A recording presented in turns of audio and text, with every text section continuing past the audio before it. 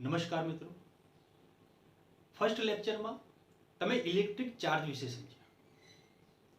Matter બે પ્રકારના force લગાવી શકે. એક ગુરુત્વાકર્ષી બળ, જેના માટે જવાબદાર દળ છે, અને બીજું ઇલેક્ટ્રોસ્ટેટિક ફોર્સ કે જેના માટે જવાબદાર ઇલેક્ટ્રિક ચાર્જ છે. ઇલેક્ટ્રિક ચાર્જ બે પ્રકારના: પોઝિટિવ ચાર્જ અને નેગેટિવ ચાર્જ. પોઝિટિવ ચાર્જ અને પોઝિટિવ ચાર્જ આ બંને વચ્ચે અપાકર્ષી બળ. નેગેટિવ ચાર્જ અને નેગેટિવ ચાર્જ આ બંને વચ્ચે પણ અપાકર્ષી બળ. પણ પોઝિટિવ ચાર્જ અને નેગેટિવ ચાર્જ આ બંને વચ્ચે આકર્ષી પ્રકારનું બળ લાગે. તમે ફેરાડેની સિરીઝ પણ જોઈ. ફેરાડે સિરીઝમાં સૌથી ઉપર ગ્લાસ અને સૌથી નીચે પ્લાસ્ટિક. ગ્લાસ હંમેશા ધન વીજભાર ધારણ કરે અને પ્લાસ્ટિક એ ઋણ વીજભાર ધારણ કરે. મિત્રો, માની લો કે મારી પાસે કોઈ ઓબ્જેક્ટ છે અને આ ઓબ્જેક્ટ ચાર્જ છે કે ચાર્જ નથી એ મારે જો જાણવું હોય તો એ જાણવા માટેનું ઉપકરણ એટલે કે ઇલેક્ટ્રોસ્કોપ. ઇલેક્ટ્રોસ્કોપની બેઝિક રચના કે જેમાં મેટલ ડિસ્કની સાથે મેટલ રોડ અને મેટલ રોડની સાથે બે ગોલ્ડ લીફ. વિદ્યાર્થીઓ, આ ગોલ્ડ લીફ બેઝિકલી ગોલ્ડ મેટલમાંથી બનેલી છે, એટલા માટે એને ગોલ્ડ લીફ એવું નામ આપ્યું. આ ગોલ્ડ લીફ બહુ જ પતળી હોય છે, લાઈક સિગારેટના પેકેટમાં આવતી પન્ની જો કદાચ તમે જોઈ હોય તો, અથવા તો બજારમાં કેટલી એવી મીઠાઈ મળે છે કે જેની ઉપર એક પાતળી વરખ લગાવેલી હોય છે. મિત્રો, આ ગોલ્ડ લીફ બહુ જ પતળી હોવાના લીધે હવાના કારણે એ ડિસ્ટર્બ થઈ જાય. હવાના લીધે એ મૂવમેન્ટ કરે. તો હવાનું ડિસ્ટર્બન્સ રોકવા માટે આ ગોલ્ડ લીફ જે છે એને એક ગ્લાસ જારની અંદર મૂકવામાં આવે, જેના લીધે હવાનું ડિસ્ટર્બન્સ રોકી શકાય. તો ઇલેક્ટ્રોસ્કોપની બેઝિક રચના, જેમાં મેટલ ડિસ્ક, એની સાથે મેટલ રોડની સાથે બહુ જ પતળા ગોલ્ડ લીફ અને હવાના ડિસ્ટર્બન્સને રોકવા માટે ગ્લાસ જાર. હવે મારી પાસે રહેલો ઓબ્જેક્ટ ચાર્જ છે કે ચાર્જ નથી એ જો મારે જાણવું હોય તો મેં કહ્યું એ પ્રમાણે એ ઓબ્જેક્ટને મેટલ ડિસ્કની સાથે ટચ કરો. પછીના લેક્ચરમાં તમે જોશો કે ચાર્જ પાસે એવી ટેન્ડન્સી છે, ચાર્જ પાસે એવી વૃત્તિ છે કે જેથી ચાર્જ એક બોડી ઉપરથી બીજી બોડી ઉપર ટ્રાન્સફર થઈ શકે છે બાય ટચિંગ. તો હવે મારી પાસે રહેલા ઓબ્જેક્ટને જ્યારે હું મેટલ ડિસ્કની સાથે ટચ કરું અને ટચ કર્યા પછી જો આ ગોલ્ડ લીફ મૂવમેન્ટ કરે છે એનો મતલબ કે આ ઓબ્જેક્ટ ચાર્જ છે. અને જો ઓબ્જેક્ટને ટચ કર્યા પછી આ ગોલ્ડ લીફ કોઈ પણ પ્રકારનું મૂવમેન્ટ દર્શાવતી નથી, એનો મતલબ કે આ ઓબ્જેક્ટ જે છે આ ઓબ્જેક્ટ ચાર્જ નથી. ક્લિયર? ગોલ્ડ લીફ મૂવમેન્ટ કરે છે એનો મતલબ ચાર્જ છે, ઓબ્જેક્ટ ચાર્જ છે, અને ગોલ્ડ લીફ કોઈ પણ પ્રકારનું મૂવમેન્ટ કરતી નથી એનો મતલબ ઓબ્જેક્ટ ચાર્જ નથી. ઉદાહરણ જોઈએ. માની લો કે આ એક ગ્લાસનો સળિયો છે. આ ગ્લાસના સળિયાને હું મેટલ ડિસ્કની સાથે ટચ કરું. મેટલ ડિસ્કની સાથે ટચ કર્યા પછી મેં જોયું કે આ ગોલ્ડ લીફ કોઈ પણ પ્રકારનું મૂવમેન્ટ કરતી નથી, એનો મતલબ કે આ ગ્લાસનો સળિયો જે છે એ ગ્લાસનો સળિયો ચાર્જ નથી. પણ હવે આ ગ્લાસના સળિયાને હું એક વૂલના કાપડ સાથે રબ કરું. વૂલના કાપડ સાથે હું એને ઘસું. તમે જાણો છો કે ગ્લાસના સળિયાને જ્યારે પણ વૂલના કાપડ સાથે રબ કરવામાં આવે ત્યારે ગ્લાસનો સળિયો જે છે એ ધન વીજભાર ધારણ કરે છે. હવે આ ધન વીજભારિત ગ્લાસના સળિયાને જ્યારે તમે મેટલ ડિસ્કની સાથે ટચ કરશો ત્યારે ધન વીજભાર જે છે એ ધન વીજભાર ગોલ્ડ લીફ ઉપર આવશે. તમે જાણો છો કે પોઝિટિવ અને પોઝિટિવ ચાર્જ આ બંને વચ્ચે શું થાય તો કે અપાકર્ષણ. ફિગર નંબર બી. જ્યારે તમે ગ્લાસના સળિયાને મેટલ ડિસ્કની સાથે ટચ કર્યો, ધન વીજભાર ગોલ્ડ લીફ ઉપર આવ્યો અને પોઝિટિવ ચાર્જ અપાકર્ષી બળ અને ગોલ્ડ લીફ એકબીજાથી દૂર ધકેલાય. આનો મતલબ કે ગોલ્ડ લીફે મૂવમેન્ટ કરી, આનો મતલબ આ ગ્લાસનો સળિયો જે છે એ ગ્લાસનો સળિયો ચાર્જ છે. વિદ્યાર્થીઓ, ઘણીવાર એવા પ્રશ્નો પૂછાતા હોય છે કે ગ્લાસના સળિયાને ઇલેક્ટ્રોસ્કોપ સાથે ટચ કર્યા પછી જો પ્લાસ્ટિકના સળિયાને ટચ કરવામાં આવે તો આપણને શું રિઝલ્ટ મળે, આપણને શું પરિણામ મળે? તમે વિચારી શકો, જ્યારે ધન વીજભાર થયેલા ગ્લાસના સળિયાને આપણે મેટલ ડિસ્કની સાથે ટચ કર્યો તો ગોલ્ડ લીફ જે છે એ ગોલ્ડ લીફ ઉપર ધન વીજભાર આવવાના લીધે એ ગોલ્ડ લીફ એકબીજાથી દૂર ધકેલાય. હવે પ્લાસ્ટિકનો સળિયો, પ્લાસ્ટિકના સળિયાને જ્યારે તમે વૂલના કાપડ સાથે ઘસો ત્યારે પ્લાસ્ટિકનો સળિયો કયો વીજભાર ધારણ કરશે?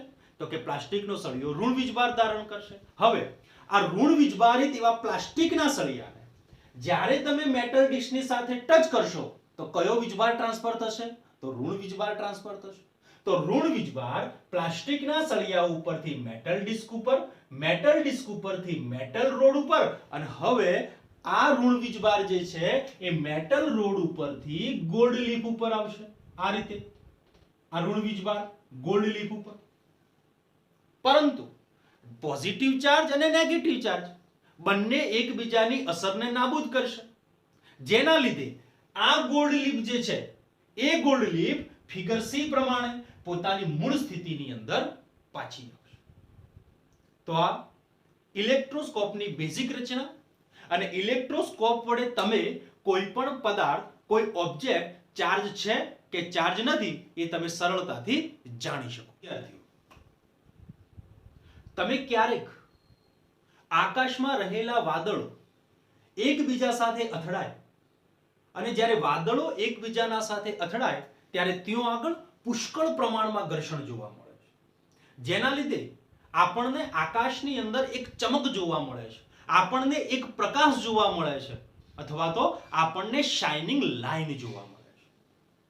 સહજ રીતે, સ્વાભાવિક રીતે આપણને પ્રશ્ન થાય કે આ પ્રકાશ આવ્યો ક્યાંથી? આકાશમાં દેખાતી પેલી શાઇનિંગ લાઇન જે છે એ આવી ક્યાંથી? આકાશમાં જોવા મળતી પેલી ચમક આપણને કેવી રીતે જોવા મળે? તો નેચરમાં જ્યારે પણ આવી કોઈ ઘટનાઓ બનતી હોય છે ત્યારે સાયન્ટિસ્ટ એ ઘટનાને પોતાની લેબની અંદર રીકન્સ્ટ્રક્ટ કરી અને એની પ્રોપર્ટી વિશેનો અભ્યાસ કરતા હોય છે. અને લેબમાં એવી જ ચમક આ સાયન્ટિસ્ટોએ પેદા પણ કરી. જેમ કે બે પથ્થર લીધા અને બંને પથ્થરને એકબીજા સાથે જ્યારે અથડાવવામાં આવે ત્યારે ચમક દેખાય.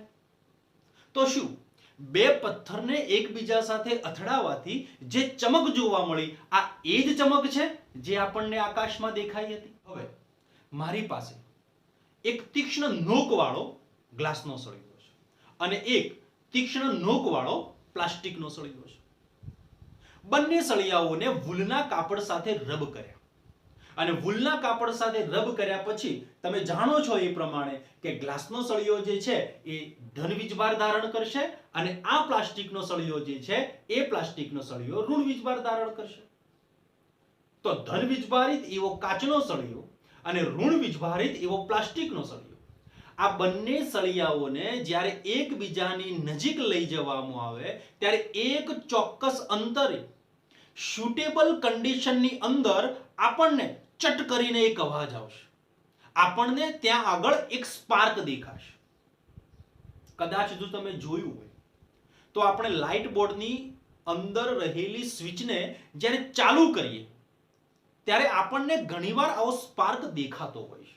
મેં કહ્યું એ પ્રમાણે કે જ્યારે ચાર્જ થયેલા બંને સળિયાઓને એકબીજાની નજીક લાવવામાં આવે ત્યારે એક સુટેબલ કન્ડિશનની અંદર આપણને એક સ્પાર્ક દેખાશે. ત્યારબાદ બંને સળિયાઓને એકબીજાથી દૂર કરી દો. બંને સળિયાઓને એકબીજાથી દૂર કર્યા પછી વારાફરતી બંને સળિયાઓને ઇલેક્ટ્રોસ્કોપ સાથે અડાડી દો. પ્લાસ્ટિકના સળિયાને મેટલ ડિસ્કની સાથે ટચ કર્યો, ગોલ્ડ લીફની અંદર કોઈ પણ પ્રકારની મૂવમેન્ટ નથી, આનો મતલબ નો ચાર્જ.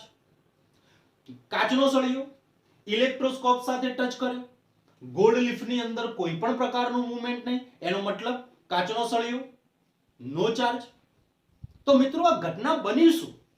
જે કાચનો અને પ્લાસ્ટિકનો સળિયો પહેલા ચાર્જ હતા, એકબીજાની નજીક લાવવાથી આપણને સ્પાર્ક દેખાયો, અને સ્પાર્ક દેખાયા પછી બંને સળિયાઓને જ્યારે દૂર કરી અને આપણે જોયું તો એમનો ચાર્જ ગાયબ. મતલબ પહેલા ચાર્જ હતો, સ્પાર્ક બન્યો, સ્પાર્કની ઘટના બની અને પછી ચાર્જ ગાયબ. તો મિત્રો આ જ ઘટના એટલે ડિસ્ચાર્જ. બંને ઓબ્જેક્ટે પોતાના ચાર્જ ગુમાવ્યા, અને બંને ઓબ્જેક્ટે જ્યારે પોતાના ચાર્જ ગુમાવ્યા, આ જ ઘટના એને આપણે ડિસ્ચાર્જ તરીકે ઓળખીએ છીએ. કોનો discharge?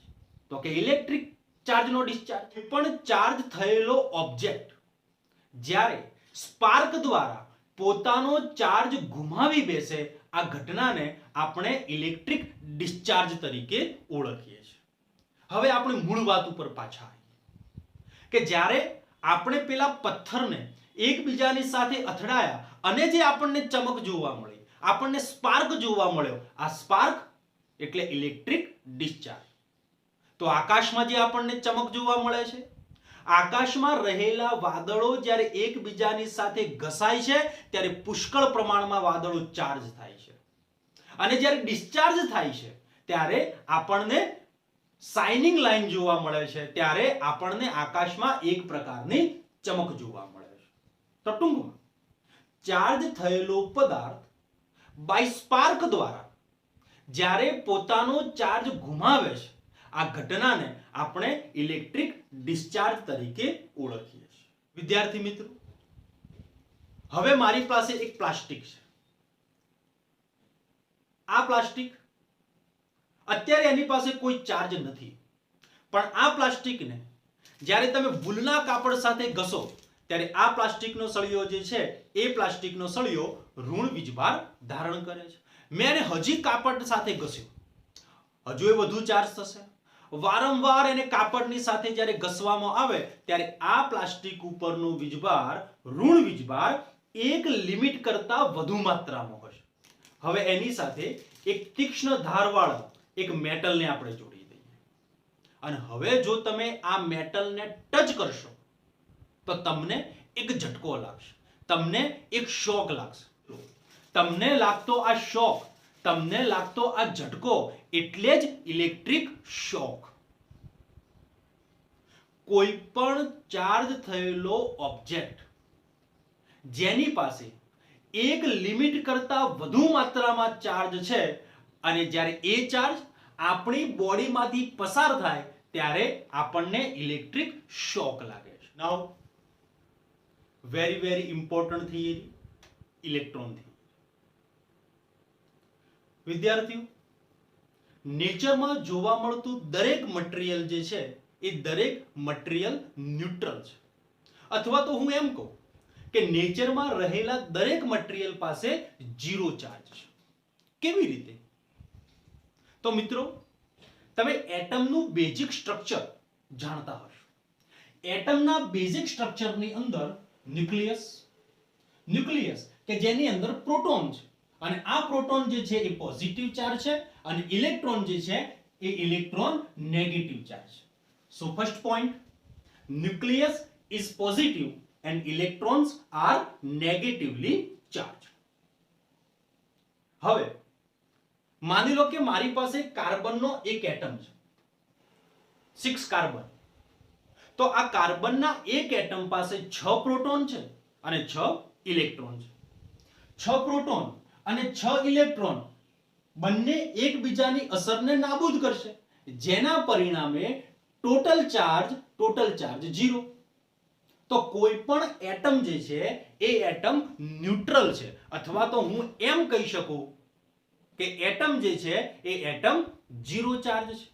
Point number 2, they are in equal numbers. કોણ? પ્રોટોન અને electron, they are in equal numbers, so atom is neutral, અથવા તો atom is zero charge. Okay, atom neutral છે, જેના લીધે દરેકે દરેક મટીરીયલ જે છે એ પણ ન્યુટ્રલ છે, મતલબ કે એની પાસે કોઈ ચાર્જ નથી. તો પ્રશ્ન એ છે કે મટીરીયલ ચાર્જ થાય કેવી રીતે? વિદ્યાર્થીઓ, આપણે અગાઉ જોયું એ પ્રમાણે જ્યારે કોઈ પણ બે ઓબ્જેક્ટને તમે એકબીજાની સાથે ઘસો છો, બે ઓબ્જેક્ટને જ્યારે તમે એકબીજાની સાથે રબ કરો છો, ત્યારે બંને ઓબ્જેક્ટ ઉપર ઓપોઝિટ ચાર્જ ડેવલપ થાય છે. કઈ રીતે થાય છે? માની લો કે આ એક ઓબ્જેક્ટ અને અહીંયા એનો ન્યુક્લિયસ, અને આ જે છે એ એની આસપાસ ઇલેક્ટ્રોન જે એકબીજાથી બહુ દૂર હશે. આ એક ઓબ્જેક્ટ અને આ બીજો ઓબ્જેક્ટ, આ બીજા ઓબ્જેક્ટના ઇલેક્ટ્રોન. જ્યારે તમે એક ઓબ્જેક્ટ ઉપર બીજા ઓબ્જેક્ટને મૂકો ત્યારે જરૂરી નથી કે ઇલેક્ટ્રોન ઉપર જ ઇલેક્ટ્રોન આવે, કારણ કે ઇલેક્ટ્રોન અને ઇલેક્ટ્રોન વચ્ચે રિપલ્શન, બંને વચ્ચે અપાકર્ષી બળ લાગે. એટલે એક ઓબ્જેક્ટ ઉપર જ્યારે તમે બીજા ઓબ્જેક્ટને મૂકો છો તો બંને ઓબ્જેક્ટના ઇલેક્ટ્રોન્સ આ રીતે એકબીજાની અંદર ફસાઈ જાય. હવે તમે બંને ઓબ્જેક્ટને જ્યારે રબ કરો, ઘસો, કેવી રીતે? ઉપરની બાજુ કે સાઈડ બાજુ? તો બંને ઓબ્જેક્ટને જ્યારે તમે આ રીતે ઘસશો તો ઇલેક્ટ્રોન તો એકબીજામાં ફિટ થયેલા છે. હવે જો ઉપરવાળા પદાર્થનું બળ વધારે હશે તો એ નીચેવાળા પદાર્થના એક ઇલેક્ટ્રોનને પોતાની સાથે લેતો જશે, અને જો નીચેવાળા ઓબ્જેક્ટનું બળ વધારે હશે તો એ ઉપરવાળા પદાર્થના એક ઇલેક્ટ્રોનને પોતાની સાથે લેતો જશે. મતલબ કે કોઈ પણ બે ઓબ્જેક્ટને જ્યારે તમે એકબીજાની સાથે ઘસો છો ત્યારે એક પદાર્થ ઇલેક્ટ્રોન મેળવે છે અને બીજો પદાર્થ જે છે એ બીજો પદાર્થ ઇલેક્ટ્રોન ગુમાવે છે. કોઈ પણ ઓબ્જેક્ટ ચાર્જ ત્યારે જ થાય જ્યારે એ ઓબ્જેક્ટ ઇલેક્ટ્રોનની આપ-લે કરે. જેમ કે મારી પાસે એક ગ્લાસનો સળિયો છે અને મારી પાસે એક વૂલ છે. માની લો કે આ ગ્લાસના સળિયાની અંદર 4 પ્રોટોન છે અને 4 ઇલેક્ટ્રોન છે. Net charge 0. 4 proton 4 electron, net charge 0. વૂલનું કાપડ, માની લો કે આની પાસે 3 પ્રોટોન છે અને 3 ઇલેક્ટ્રોન છે. 3 પ્રોટોન 3 ઇલેક્ટ્રોન, આનો પણ નેટ ચાર્જ 0. હવે જ્યારે તમે કાચના સળિયાને વૂલના કાપડ સાથે ઘસો ત્યારે તમને ખબર છે કે ગ્લાસનો સળિયો જે છે એ ગ્લાસનો સળિયો ધન વીજભાર ધારણ કરે અને વૂલ જે છે એ વૂલ ઋણ વીજભાર ધારણ કરે. તો મેં તમને કહ્યું કે કોઈ પણ ઓબ્જેક્ટ ચાર્જ ત્યારે જ થાય જ્યારે ઇલેક્ટ્રોનની આપ-લે. તો જ્યારે ગ્લાસના સળિયાને વૂલના કાપડ સાથે ઘસવામાં આવે છે તો ગ્લાસના સળિયા ઉપરથી ઇલેક્ટ્રોન વૂલના કાપડ ઉપર ટ્રાન્સફર પામે. માની લો કે અહીંયાથી 2 ઇલેક્ટ્રોન જે છે એ 2 ઇલેક્ટ્રોન અહીંયા ટ્રાન્સફર પામે. હવે તમે જોઈ શકો છો 4 પ્રોટોન અને 2 ઇલેક્ટ્રોન. 2 પ્રોટોન અને 2 ઇલેક્ટ્રોન એકબીજાની અસરને નાબૂદ કરશે તો +2 પોઝિટિવ ચાર્જ, કાચનો સળિયો પોઝિટિવ ચાર્જ બને. અહીંયા જો 3 પ્રોટોન અને 3 ઇલેક્ટ્રોન એકબીજાની અસરને નાબૂદ કરશે -2, મતલબ કે નેગેટિવલી ચાર્જ. આમ કોઈ પણ બે પદાર્થને જ્યારે એકબીજાની સાથે ઘસવામાં આવે ત્યારે એક પદાર્થ પોઝિટિવ ચાર્જ બને છે અને એક પદાર્થ નેગેટિવ ચાર્જ બને છે. પોઈન્ટ નંબર 3, બે ઓબ્જેક્ટને ઘસ્યા બાદ બંને ઓબ્જેક્ટ ઉપર ઓપોઝિટ ચાર્જ જે છે એ ઓપોઝિટ ચાર્જ જમા થાય છે. કોઈ પણ પદાર્થ જ્યારે ઇલેક્ટ્રોનને મેળવે છે ત્યારે એ નેગેટિવલી ચાર્જ બને અને કોઈ પણ ઓબ્જેક્ટ જ્યારે ઇલેક્ટ્રોનને ગુમાવે છે ત્યારે એ પોઝિટિવલી ચાર્જડ બને છે. મારી પાસે બે ગોળા છે, ગોળો A અને ગોળો B. ગોળા A પાસે 3 પ્રોટોન અને 3 ઇલેક્ટ્રોન, નેટ ચાર્જ 0. B ગોળો 2 પ્રોટોન 2 ઇલેક્ટ્રોન, નેટ ચાર્જ 0. હવે B નંબરના ગોળાને મારે પોઝિટિવલી ચાર્જ કરવો છે. જો બી ગોળાને આપણે પોઝિટિવ ચાર્જ કરવો હોય તો આપણી પાસે બે ઓપ્શન છે. પહેલો ઓપ્શન કે ભાઈ બી ગોળો જે છે એ બી ગોળામાંથી ઇલેક્ટ્રોનને દૂર કરવામાં આવે. અને જો તમે બી ગોળામાંથી ઇલેક્ટ્રોનને દૂર કરશો, બે પ્રોટોન એક ઇલેક્ટ્રોન, એક પ્રોટોન અને એક ઇલેક્ટ્રોન એકબીજાની અસરને નાબૂદ કરશે. વધ્યું શું? One proton. વન પ્રોટોન મતલબ બી ગોળો જે છે બી ગોળો પોઝિટિવલી ચાર્જ. બીજો ઓપ્શન, કાં તો બી ગોળો જે છે એ બી ગોળાને પ્રોટોન આપો. માની લો કે આને પ્રોટોન આપી દીધું, તો હવે 3 પ્રોટોન અને 2 ઇલેક્ટ્રોન, બે પ્રોટોન અને બે ઇલેક્ટ્રોન એકબીજાની અસરને નાબૂદ કરે. વન પ્રોટોન મતલબ ગોળો બી પોઝિટિવલી ચાર્જ. આનો મતલબ કે બી ગોળાને જો મારે પોઝિટિવલી ચાર્જ કરવો હોય તો મારી પાસે બે ઓપ્શન છે, કાં તો ઇલેક્ટ્રોનને દૂર કરો અથવા તો પ્રોટોન આપવો પડે. પરંતુ આ બંને ઓપ્શન જે છે એમાંથી પ્રોટોનને આપવો પડે નેચરની અંદર આ શક્ય નથી. કારણ કે ઇલેક્ટ્રોન કરતા પ્રોટોન જે છે એ 1837 ગણો ભારે છે. અને પ્રોટોન ઇલેક્ટ્રોન કરતા દળમાં વધુ હોવાથી, ભારે હોવાથી હંમેશા કોઈ પણ બે પદાર્થ જ્યારે પણ એકબીજાની સાથે ઘસાય ત્યારે હંમેશા ઇલેક્ટ્રોનની જ આપ-લે થાય. ઇલેક્ટ્રોન જે છે એ એક બોડી ઉપરથી બીજી બોડી ઉપર હંમેશા ટ્રાન્સફર પામે. કારણ પ્રોટોન કરતા ઇલેક્ટ્રોનનું દળ જે છે એ દળ ઓછું છે. કોઈ પણ પદાર્થને જો તમારે નેગેટિવલી ચાર્જડ કરવો હોય તો તમારે એને ઇલેક્ટ્રોન આપવો પડે, ઇલેક્ટ્રોન મેળવે. અને જ્યારે કોઈ ઓબ્જેક્ટ ઇલેક્ટ્રોન મેળવે ત્યારે એ નેગેટિવલી ચાર્જ. માની લો કે મારી પાસે આ એક ઓબ્જેક્ટ છે અને હું વિચારું કે મારે આ ઓબ્જેક્ટને નેગેટિવલી ચાર્જ કરવો છે તો મારે શું કરવું પડે? મારે આ ઓબ્જેક્ટને એક ઇલેક્ટ્રોન આપવો પડે. અને જ્યારે આ ઓબ્જેક્ટને હું એક ઇલેક્ટ્રોન આપું ત્યારે આ ઓબ્જેક્ટ નેગેટિવલી ચાર્જ બને. પણ હું એમ વિચારું કે આ ઓબ્જેક્ટની અંદર કોઈ પણ વસ્તુ આવવી ના જોઈએ અને આ ઓબ્જેક્ટ જે છે એને નેગેટિવ ચાર્જ કરો, એ ક્યારેય શક્ય નથી. આ ઓબ્જેક્ટને મારે નેગેટિવલી ચાર્જડ કરવો હોય તો મારે આ ઓબ્જેક્ટને ઇલેક્ટ્રોન આપવો જ પડે. અને ઇલેક્ટ્રોન એ પાર્ટિકલ છે. એનો મતલબ એ થયો ચાર્જ હંમેશા પાર્ટિકલ દ્વારા વહન પામે. હું તમને એમ કહું કે મારે ચાર્જને સૂર્ય ઉપરથી પૃથ્વી ઉપર લાવવો છે, શું એ શક્ય છે? તો ના. કારણ કે સૂર્ય અને પૃથ્વી આ બંનેની વચ્ચે વેક્યુમ છે. Vacuum means no particle. અને charge is always carried by particle. Charge હંમેશા પાર્ટિકલ દ્વારા જ વહન પામે. Charge and mass relation, charge વચ્ચે અને માસ વચ્ચેનો સંબંધ.